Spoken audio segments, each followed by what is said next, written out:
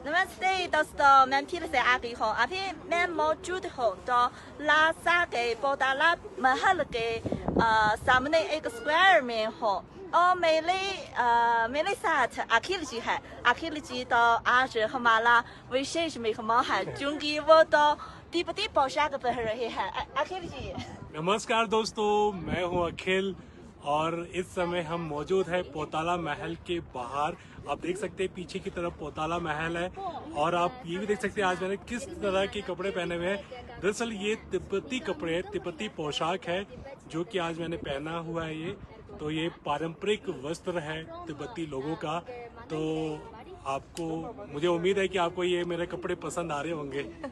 ये अखिल जी, ये तो आपके लिए तो पहली बार है ना ये तिब्बती पोशाक पहनने की। देखिए, ये मेरा पहली बार है तिब्बत आना और तिब्बती पोशाक पहनना, ये पहली बार है और मुझे बहुत खुशी हो रही है कि मैं तिब्बत यहाँ पर आया हूँ, लासा आया हूँ और पोताला महल के पास आया हूँ। पोताला महल में अंदर जा चुका हूँ, देखा है मैंने, बहुत ही सुंदर, बहुत ही भव्य है यहाँ की जो इमारत है। और अंदर जो आप नक्काशी देखेंगे, जो आप एक सुंदरता जो नजर आएगी ना, वो बहुत ही दिल को छू लेने वाली है।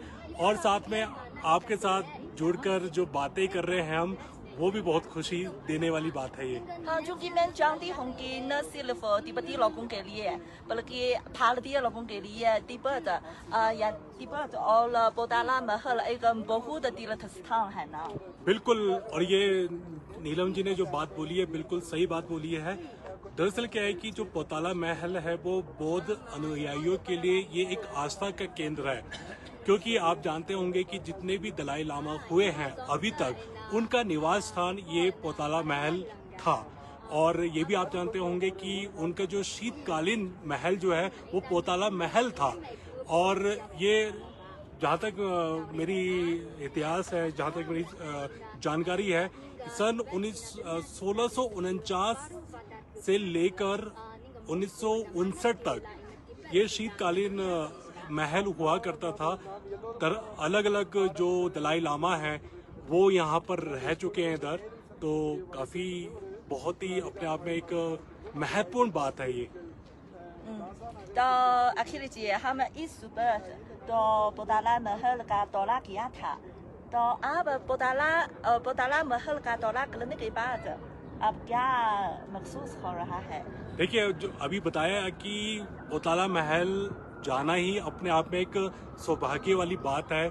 हम में से बहुत लोग हैं जो पोताला महल आना चाहते होंगे और मुझे पूरा यकीन है कि जो भारतीय इस समय जो देख रहे हैं वो जरूर चाहते होंगे कि वो यहाँ पर एक बार तो कम से कम वो यहाँ आए, देखें और एक वो अनुभव करें जो आम तिब्बती बौद्ध अनुयायी जो हैं या जो भी बौद्ध धर्म के अनुयायी हैं, वो वैसा जैसा उनको फील होता है, अनुभूति होती है, ऐसी अनुभूति हर भारतीय करना चाहता होगा।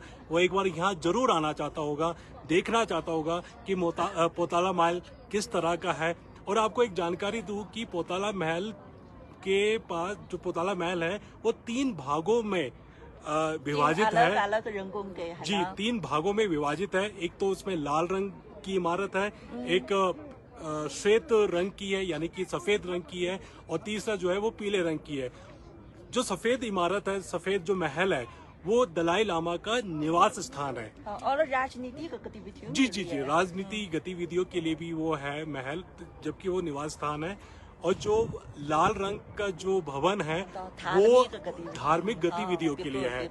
और जो पीले रंग का जो भाग है, जो महल है, वो बौद्ध भिक्षुओं के लिए है कि वहाँ पर वो ध्यान लगाते हैं, वहाँ पर वो बौद्ध धर्म से संबंधित जानकारी प्राप्त करते हैं या शिक्षा ग्रहण करते हैं। तो इसलिए 3 भागों में बटा हुआ है ये पोताला महल। और जो एक और चीज हमने देखा कि जो सफेद महल है, यानी कि जो दलाई लामा महल भी कह सकते हैं हम उसको, वो उस पे 13 मंजिल है और 12वें मंजिल पर उनका निवास स्थान है।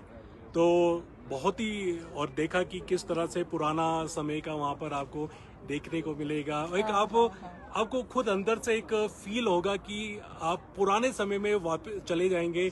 आप ये सोचना शुरू कर देंगे कि दलाई लामा यहाँ बैठा करते थे, यहाँ पर अपने शिष्यों के साथ बात करते थे, अपने जो भी अधिकारी उनके होते थे उनके साथ भी बैठक करते थे और यहाँ पर वो आराम फरमाते थे, आराम करते थे। तो वो सब चीजें देखकर आपको मन में बहुत खुशी होगी।